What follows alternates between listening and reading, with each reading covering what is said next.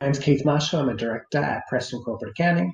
I'm here to give you some information about the JobKeeper payment.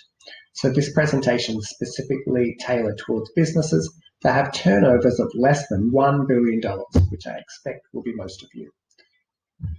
So what is the JobKeeper payment? Essentially, it's a $1,500 payment for each eligible employee that you have in an eligible fortnight, and there's 13 fortnights, but I'll get into more of those details shortly. So who's eligible? That's probably the most important thing. There's no point talking about this if you're not eligible.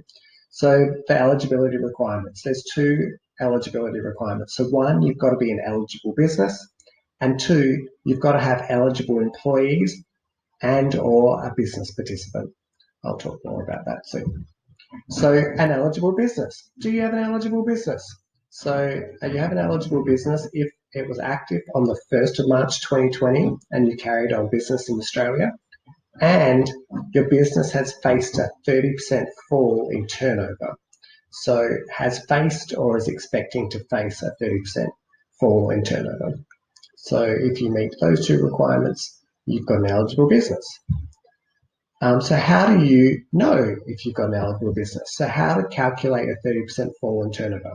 So this calculation is based on the first fortnight, which started on the 30th of March. So basically during the period of 30 March to 15 April, which the tax office now may be extending to the 26th of April, you have to look and see, do you meet the tests that I'm about to say? So either has your GST turnover, so that's basically your sales with GST, has that decreased by 30%? If you look at March 2020 compared to March 2019, has there been a 30% decrease? If so, tick, you're eligible. If not, if you look at your projected turnover for this month, for April 2020, and you compare what you expect to have in your turnover this month with April 2019, and do you expect a 30% drop? The other option you can look at is your projected GST turnover for the quarter. So you could look at for this quarter, so from April to June 2020, if you were to compare what you expect to get for the next over these 3 months with the same period last year, is there a 30% decrease? So how you choose to project your income, how you choose to project your fall in income is not dependent on whether you report a quarterly or monthly BAS. So you don't have to pick a quarterly period or a monthly period because your BAS is done on one of those frequencies. And if you qualify for the JobKeeper payment for the first fortnight because you've had that decline in turnover or that projected decline in turnover, you remain eligible. So you can enroll in the JobKeeper program. You never have to enroll ever again. There's certain things you have to do. You do have to report certain information to the tax office on a monthly basis, but you never have to enroll again.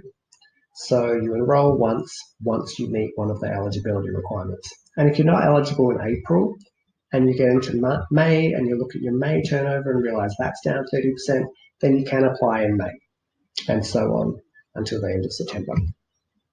So there is an alternative test. The ATO understands that some businesses haven't been in business for a year or have other unique circumstances. In these cases, you'll be able to apply to use an alternative turnover test, and the ATO will be providing more information about this soon. So then you've got to have eligible employees. You must have employed at least one eligible employee on the 1st of March 2020. And now I'm going to look at the specific criteria for eligible employees. So one, your eligible employees are currently employed by your business. So they need to be currently employed for the fortnight that you're claiming, and that can include those who have stood down or that you rehire. They just have to have been there on the 1st of March 2020. Two, I was just about to say that. So they need to be either a permanent, full-time or part-time employee or a long-term casual employee. So that is employed on a regular and systematic basis at least 12 months. So from the 1st of March backwards for at least 12 months, and not a permanent employee of any other employer. So they need to be at least 18 years of age on the 1st of March, and they need to be an Australian resident at the 1st of March within the ordinary definitions, an Australian citizen or the holder of a permanent visa. You might need to ask your employees.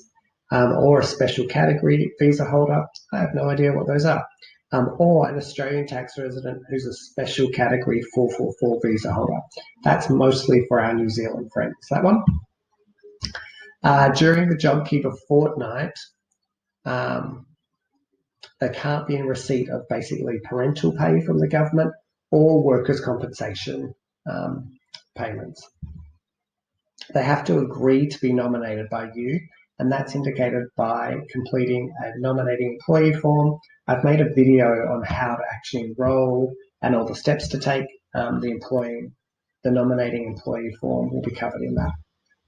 And 7, it's really critical. You must have paid an eligible employee at least $1,500, so that's gross before tax, in a JobKeeper fortnight to be eligible for the JobKeeper payment for that employee. If you don't pay them, the government's not going to give you the money for them.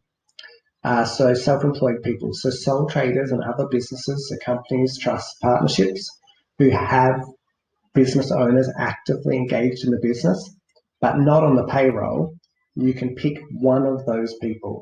So one shareholder or working director, one partner in a partnership, or one adult beneficiary of a trust. And the tax office can have more details on how to apply for those ones. That's coming shortly as well. So when? So that the eligible fortnights are from the 30th of March to the 12th of April onwards, so every 2 weeks. The last fortnight ends on the 29th of September. And reimbursements will start in May for April. So in May, there's some information you have to do that you have to give the tax office, and then they'll pay you in May for the 2 fortnights pay that has happened in April. So if you need help, please contact our team. I don't know if I said at the beginning, we're located in Como, Western Australia, just in case randomly this video goes global, and our phone number's there. Thanks.